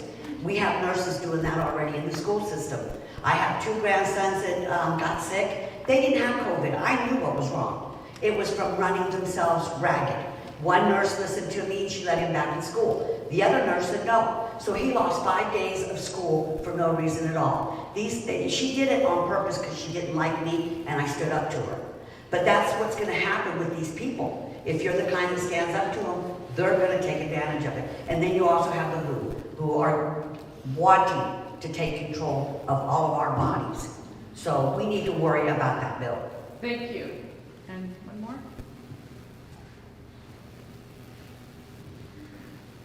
My question more is about the bonds, which is how Alaska pays for our pays for everything we don't have immediate money for. And so it's a 3-part question to Alaska's bonds is, do you know what our bond debt is today? Do you know the amount of money is the cap on a bond debt request? And is the legislature trying to raise the bond money amount cap? Excellent questions. If I were on the Finance Committee, I could probably rattle off the answer. I'll have to get back with you on that. I am not aware of an effort to raise the cap. That did not become a discussion point, but it's something we should be concerned about if it does. Can you get with me after, and maybe I can make sure I get those questions and get your contact information and get back with you? Answer correctly. Are you on the Finance Committee? I am not on the Finance Committee, so I don't have that at the tip of my tongue, but if we meet after, I can get those answers and you can give me your contact information. In closing, as I was thinking about the rain coming down today, and it kind of smelled good and it felt good. You know, we've had a lot of dry weather, a lot of beautiful sunshine, but we know we needed the rain. And I thought of the verse in Matthew 5 about the rain falls on the just and the unjust, and the sun rises on the good and on the evil.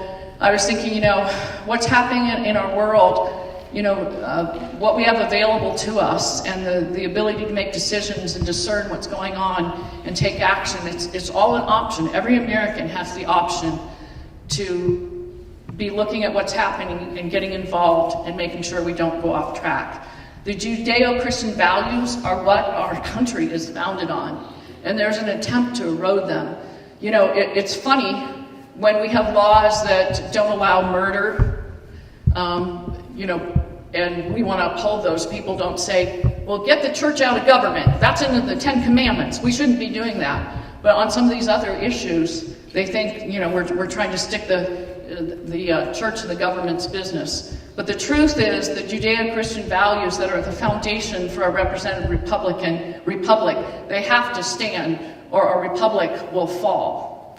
And as I thought about it and what occurred at the fairgrounds this weekend And what I see happening in the schools and the gathering in Palmer, the protests, the pro-abortion protests, which then it was pro-transgender, you know, slamming me for my girls' sports bill and such. I think that there's something different, you know. 10 years it was all budget, PFD, fiscal, or whatever. There's a cultural war, and something happening with our society. And I think we need to be looking at candidates, you know, that aren't just fiscal conservatives, but they've got to be social conservatives. And so somebody can put an R label by their name, and they may not be a social conservative. And we can't afford to support those kind of people anymore. It's too critical, and they're coming after our children. That is where they're trying to get in the door. I don't know if you're aware, but the group that sponsored the event at the fairgrounds, they meet at the Wasilla Starbucks once a month and host a meeting for children ages 13 to 18. They're trying to get in the door to our children, you know, and that's looking at our schools. We have to take back our schools. We're going to push school choice. That's a good option that starts to hold the schools accountable. But actually, what is being taught in our schools, because that's where they're trying to get in. And what I'm thinking is, you know, I look at, you know, those that are older, and a lot of us who are older, maybe we have gray hair, we may try to cover it up, but we're really concerned.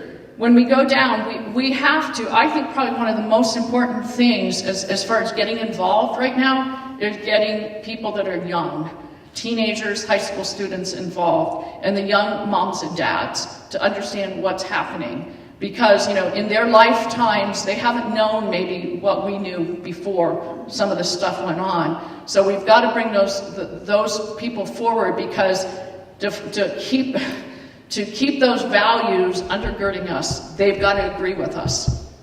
And, you know, watch something, because if somebody, I saw a particular Democrat on a piece of campaign literature talking about upholding Alaska values. Watch that. That's code. I think it's code for not upholding family values. So family values are really important. So just be watching that. That's my big concern right now, is it hasn't been an issue, and we just elect somebody who we think it might be conservative, but do we really know they are fully conservative? And when I saw what happened with my girls' sports bill, where it got every obstacle, it was crazy. I've never seen any bill that anybody's had since I've been in, that there were so many stumbling blocks put in the way. And often it was Republicans who are helping trip it up. And in the end, trip it up. So just beware of that. And when you talk to your friends and family across the state, bring that up. Well, so this candidate's a Republican. Are you sure there's a social conservative? Make sure they are. So with that, Edna,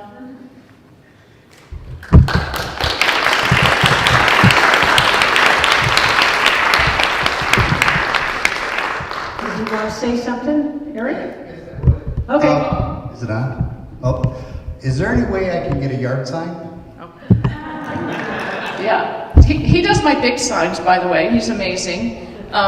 I have a couple in my yard. Anything like that you can get from me afterwards. I'm happy, you know, whatever it might be, stickers, donation envelopes.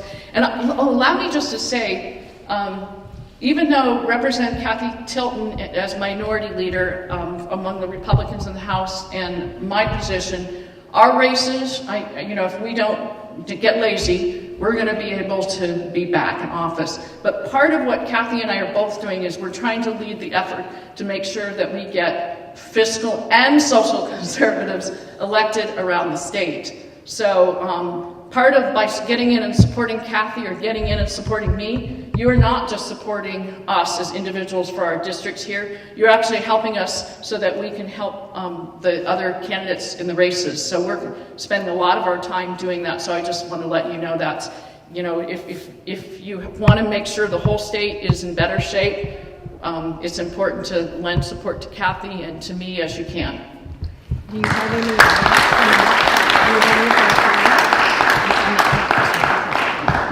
I just asked her if she had any events. Oh, actually I do. On the primary election night, August 16th in Anchorage, we're going to have an event. It's going to be a watch party / a fundraiser for Senate Majority Republicans to make sure that we don't have a Democratic coalition and get good people in. So that's August 16th. It'll be downtown Anchorage. We don't have the location. It'll start at 8 when the results start coming in. It'll be kind of a fun, energetic night because I'm sure Kelly Tabaka and her folks will be down there, the Palin folks, the Nick Begich folks. There'll be a lot of people downtown Anchorage. A lot of Matt Such folks do come in. So we invite you. We'll have food and such, and you can watch the results. We'll hopefully have some big screens.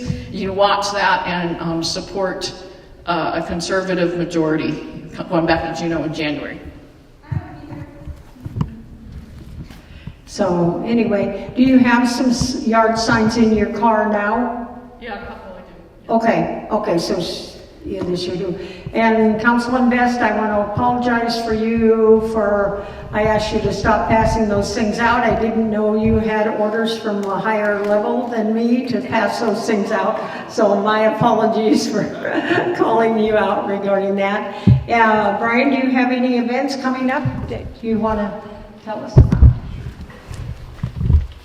I'm Brian Donnelly, your true conservative candidate in Madison Borough Assembly District 1. We have an event coming up, and that is on July 19th, which is next Tuesday. We'll be presenting to the Assembly on voting machines. Now, I'd like to ask a quick question. How many of you want to get rid of voting machines here? How many don't want to get rid of voting machines?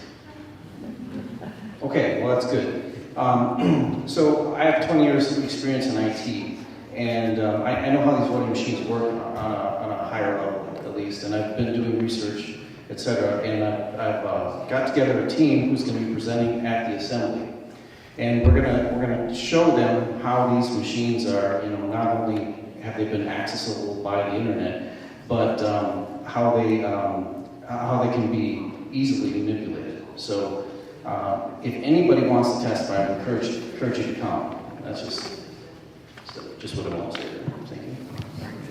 So you won't, what I think he's trying to let you know that you wouldn't be the only person under audience participation standing up. There would be either people before you that have testified or people afterwards. So, you're not like, well, I'm probably the only one that's going to be there. I'm the only one that's going to be talking about it. So they will have some more. July 19th. July 19th, which is the next Assembly meeting, and it'll be done under audience participation. So, Mayor Carrington, do you have any events coming up, sir? Just some. Right there. Thank you. Just some important dates. I think starting next Monday, you can pick up packets to run for Palmer City Council or mayor, and there's like a 2-week sign-up period. To do that, we've got a council meeting tomorrow night, and Palmer Picnic is on the 22nd, on Friday the 22nd in town, where you get free veggies and free hot dogs. About 2 o'clock, I think, if I remember right. Okay, all right. Anything hot on the agenda for tomorrow night? No, it's like a consent agenda and audience participation, that's it. Oh, okay. Councilman Best, do you have anything you'd like to? No? No announcements? No? Okay, all right. Sure. Okay.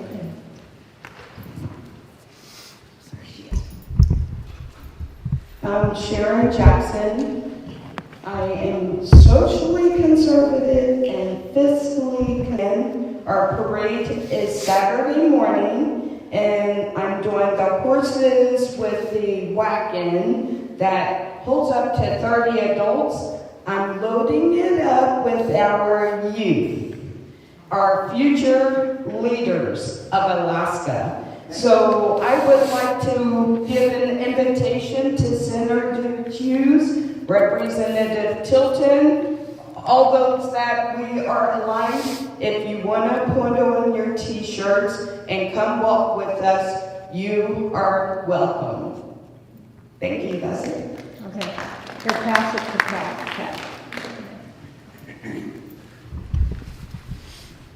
If I could, just real quick question for Sharon Jackson. Who are you running against?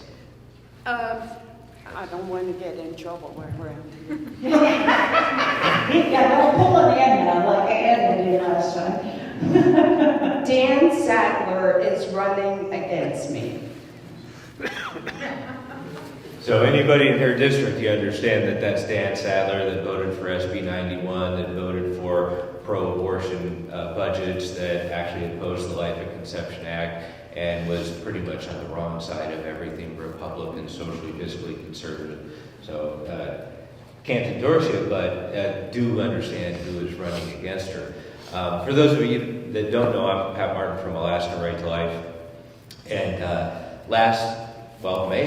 May 31st, we celebrated down in Soldotna the closure of the Soldotna Planned Parenthood after 3 years of having people out on the sidewalk engaging the gals going in and out of that place. And we had a wonderful party out there. It was absolutely fantastic. There's like 50, maybe 75 of us, and there's 25 of the Planned Parenthood advocates, and they were really angry. And they let us know how dissatisfied they were with us and the decision that they were closing. And of course, you had the pro-abortion rally in Palmer, and Anchorage just had a pro-abortion rally this weekend, and we had people out interacting with those folks in Anchorage. And that's a very, very motivated, very angry crowd. And where I'm going with this is at the state fair, Alaska Right to Life has for 30-some years now had a booth at the state fair. And it is an excellent opportunity for people to learn more about what it means to protect innocent human life in the womb, but also to actually engage with people that otherwise don't know, don't understand, and those people that are actually abortion proponents will come to the fair booth and have a nice discussion with you. And that was a little tongue-in-cheek. Actually, most of those discussions really are nice. But those are great opportunities to actually get involved and learn what we're doing as an organization, but also as a state to actually protect innocent human life in legislation, in resolutions, but also in ministry and education. So if anybody's interested, you can grab me here. You can go to the Alaska Right to Life website. It's simple. It's alaskarighttolife.org. And just hit the contact me button. And we'd love to work with you to get a good, positive word out about protecting babies down to the fair. It's a great experience. Thank you. Right. And just announce on behalf of Robin and Lisa, if any of you are interested in more of what they were talking about regarding, contacting the governor or anything like that, if you are interested in that, hit them up or get their contact information and follow up on that. And if the governor does sign it, I just encourage the two of you not to give up the fight. And, if you want to have some time, prior to the session, starting up, and some ideas of how to make the legislation better, we certainly will welcome you to be able to present sometime, okay? Yeah, and same thing. Yeah, Beth, she's right, Ann's right there. 2 seconds, a lot of folks here in the river.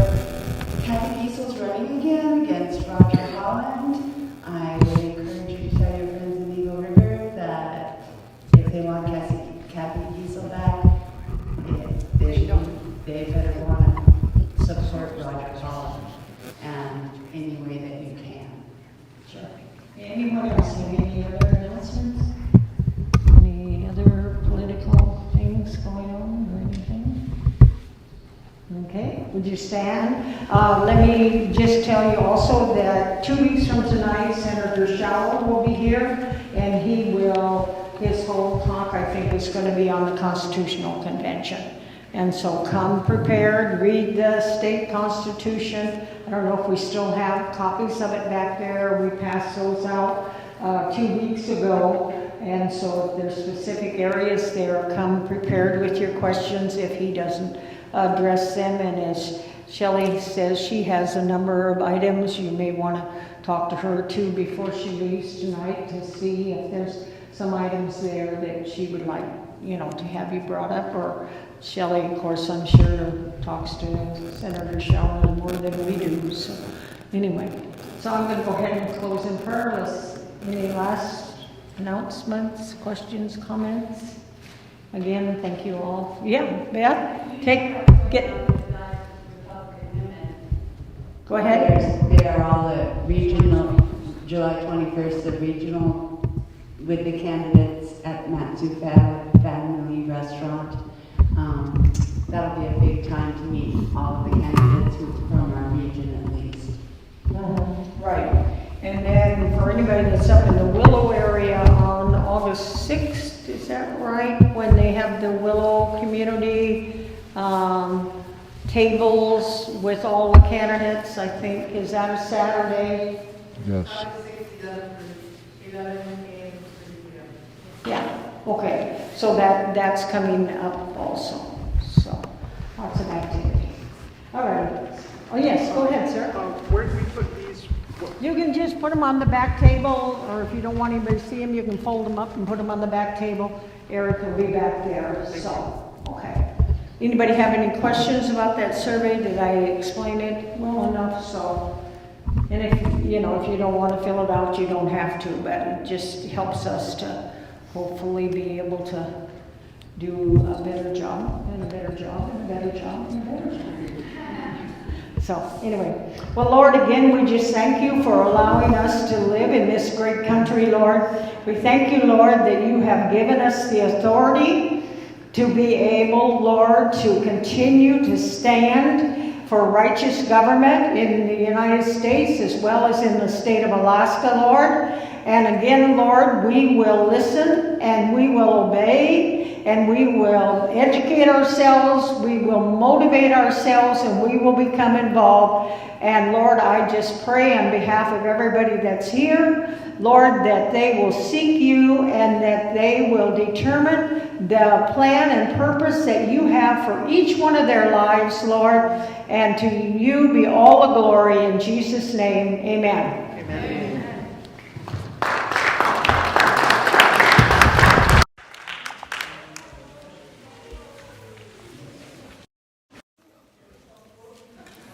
Hello, my fellow Alaskans. Thank you all for joining us here tonight. You guys all know what to do at this point. Make sure you have liked and shared this video. If you haven't done so, what is your problem? It was time to do it hours ago. Well, a little over an hour ago. Anyway, thank you all for being here again tonight. Also, go to our website, Politadick.com. It's your support that makes it possible for me to continue to be at these different kinds of events. Tomorrow, I'm going to be at the Anchorage Assembly. Yes, you heard that right. I am going to go sit on the Anchorage Assembly meeting tomorrow night and live stream it from end to end.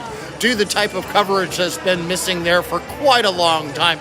I know the other guys have been doing a good job, but they just seem to nitpick on the little stuff that they want to show. They don't want to give you everything uncut and unfiltered, and that's what I'm here for. And your support is making that happen. Why? How's that made it happen? Well, when you can actually afford to pay for the gas to be able to drive all the way from the valley into Anchorage and back again to do these kind of things, I can do it. So your support is making that happen. Go to Politadick.com and click that support button. Everything, all proceeds go right back into what we're doing here. In fact, it was your support that got that big giant battery pack for the Trump rally here over the weekend that allowed me to stream for 9 hours straight. And not once did I ever worry about my battery going dead during that. And it's your support that made that happen. You guys all have yourselves a great evening. Enjoy your week, and I'll see you tomorrow.